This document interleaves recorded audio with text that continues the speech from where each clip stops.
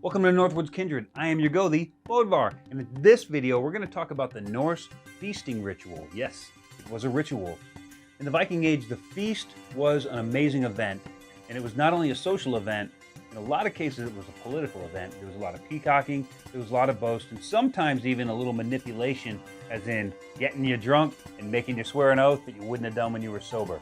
That is a feast in the Viking Age, so let's talk about it.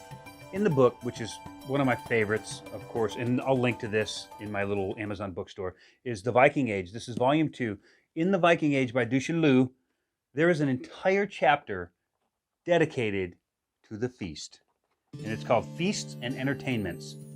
Okay, so it's a little bit, it's not so much dedicated to the manipulation part of feasts, but you can't get through any of the sagas of the Icelanders without talking about feasts and manipulation. But it says, in reading the sagas, we are particularly struck at the number of feasts which marks the life of the Norsemen. Every event, the least above the commons, was celebrated in this fashion, a fashion which has by no means disappeared among the Norsemen's descendants. Now, this was written in 1890, so at this point in the life of the Scandinavians and the Icelanders, they're still feasting and partying like they did back in the day. The houses and halls were prepared in the most elaborate manner. Tapestries, embroidered cloths were hung on the walls and spread over the benches. So that's proof right there that feasting was a big deal. But I'm going to go to one other real quick passage, right? Just to kind of hammer the point home. One day Herrick went up to Brand with a large drinking horn and asked him to drink it with him. But Brand refused, saying, "I have not got much sense, but I do not want to drink away that which I do have. And it seems to me that we'll need all of it in time." So he was trying to get him drunk so he could con him into some sort of a political thing that he probably didn't want to participate in when he was sober. So with that example, it doesn't go in that chapter really detailed about how a feast was conducted. They just assumed that that was common knowledge. So if you go to the Viking Age, volume 1 of 2, this is where we can really break it down into the process, the feasting process, at least when it was a part of the ritual, not a part of political.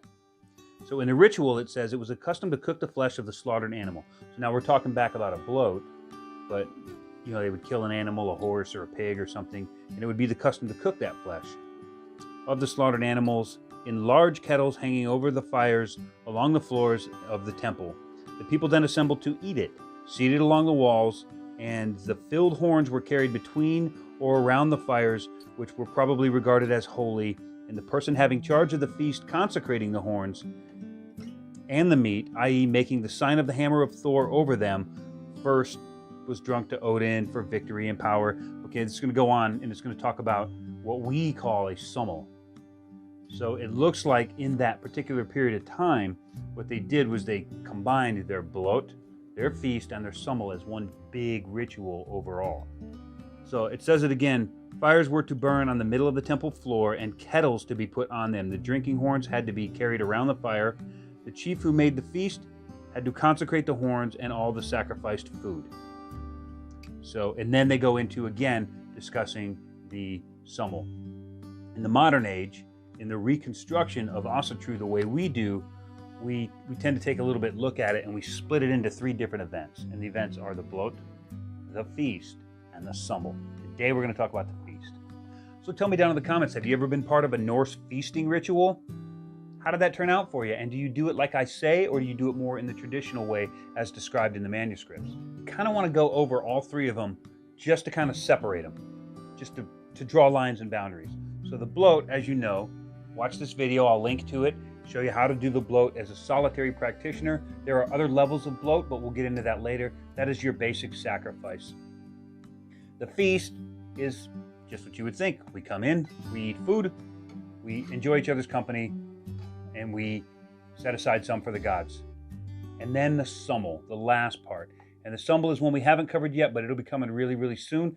Now the Summel is a round of drinking. And the beauty of the Summel is you can dedicate that to whatever god you want. A lot of people confuse that with the Bloat, so you'll see a lot of new Asatru who aren't really experienced in this world. They'll start a Bloat, and they'll just open the Bloat to the gods, and then let everybody raise a horn to whatever god or goddess they want. That's not true to the sacrifice. It's not true to the spirit of a bloat. It is true to the spirit of a Summel. And we'll cover that one later. So throw it down in the comments. Let me know, have you ever participated in an event that included a bloat, a feast, and a Summel as 3 separate parts of the same event? So now let's talk about the feast proper. It does not have to be a huge ordeal. You don't have to have 7 courses, 9 desserts, 15 different main meals. You don't have to have all of that. A feast can be as simple, for a kindred, can be as simple as hot dogs and potato chips around the campfire. So we don't put a whole lot of emphasis on the prep or the meal prep itself. We put the emphasis on the community that the feast is supposed to build. In our case, every member of the kindred brings a contribution to the feast. Historically, that wasn't always the case. The king or the chieftain or the jarl generally provided everything for the feast. And then there was a situation where some of the higher ranking individuals would gift that jarl, and it all ended up being just a big political ordeal anyway. But that's not how we operate as a kindred anymore. In the modern times, everybody has bills, everybody has things to do, everybody's coming to eat, everybody can contribute. And we've had no issues with that, neither in Gjallarhorn or Northwoods Kindred, but some kindreds do. Some kindreds do. But we have had people who couldn't afford to contribute at this event or that event. And in those cases, we generally pick up for them, and we'll have them contribute by giving labor, by applying their skill in the kitchen. Hey, you can't contribute anything, but I know you're really good at making bread. Let's make some bread in our kitchen with our stuff, but you're the skill. So we always find a way so those that can't financially contribute can contribute and be a part of the ritual of the feast. Now, food-wise, it's not so particular what you have. It's just about that you treat it with respect, and you know that, especially in the case of a meat dish, which we always have, you know that this was a sacred animal. This animal, whether or not you killed it in Bloat, this animal gave its life so that your kindred could eat.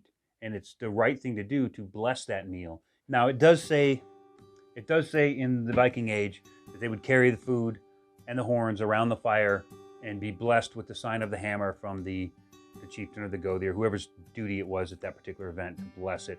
We don't carry around the fire, not anymore. We do at Summel in a way, but we'll get to that when we talk about Summel. But with the feast, we don't generally do that, but we do bless. And we use the hammer, and we bless it to the gods, and we always ask them to come join us, ask the gods to come join us in this feast, and we set a plate aside for them. We also do a gratitude ritual, which is we have a stone that we pass around in a circle, and we say something we're grateful for. Here at every feast, we always do a gratitude ritual. We always give thanks for something that we're grateful for, and thank the gods for providing that for us.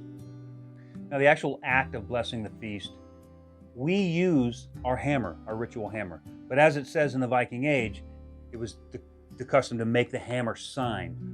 I'm not sure. I haven't found anything that actually mentions a physical hammer as a product that they used, or a ritual item that was ever used.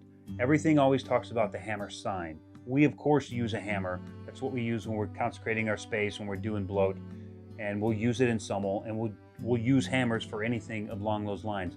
But in the lore, where it says they blessed, it's kind of interchangeable, I think, from what I've seen, between blessing something with a hammer or blessing it with the hammer sign. I think when they say blessed it with a hammer, I think they generally know that nobody's running around with a Thor's hammer. They're actually blessing it with the hammer sign, and they say blessing it with the hammer.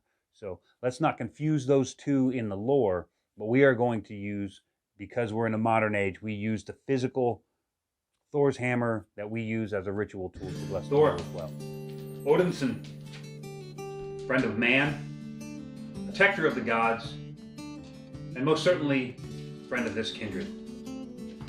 We ask you to join us for feast tonight, that you bless this food, that it give us strength, vitality, and wisdom, and that you take a long break from your travels and from the defense of the gods and the people, and enjoy some kinship, some fine food, and fellowship. Hail Thor, hail the son of Odin. And we cut out a little portion of everything that we have. And this is something that I started doing while deployed in the Marine Corps. Whenever I was in a situation like we had a chow hall, or we had ship's food, or we had a consistent and reliable source of food per meal, I would always cut out a small portion of that meal for the whites and the gods. And in hopes that when there was no food, and there was nothing provided for me, that they would provide for me because of the sacrifice that I made, a portion of my meal at every meal when it was available. So now we do that in our rituals, as we incorporate cutting out a god plate or a white plate and setting it aside, including beverage, the mead or beer or wine or whatever we have, and we'll set that aside as well. So this is our god plate, and I know that we just had Thor bless the feast, but in reality, we really set this plate out for the whites. It's for the land whites, it's for them to enjoy with us. What we do with the rest of this when we're done is we'll generally feed, maybe the meat or the bones will go to the dogs. Anything that can go to the chickens will go to the chickens, and anything else will just get left out in the woods, and the squirrels and the rabbits and whatever or the birds will devour it. But it is left out. It's not just scraped off into the trash. We leave it out for the animals, and you know, if the whites want it, then they'll come in animal shape to get it. The point of that is that we didn't eat it. We didn't consume it. We cut it out first, before we got our portions. If we ended up being short on potato salad, we don't get to take the gods. We sacrificed that before we knew how much we needed.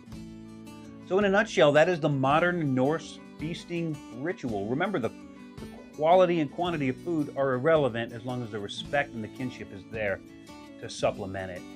Go ahead and share this with your kinsmen or friends if you think that there's some value in this for your kindred and your SIPA, your stead, or your collective. Thank you for watching, and may you be feasting and drinking in the halls of your ancestors for a full night before the Christian God even knows you're dead. Hail the folk!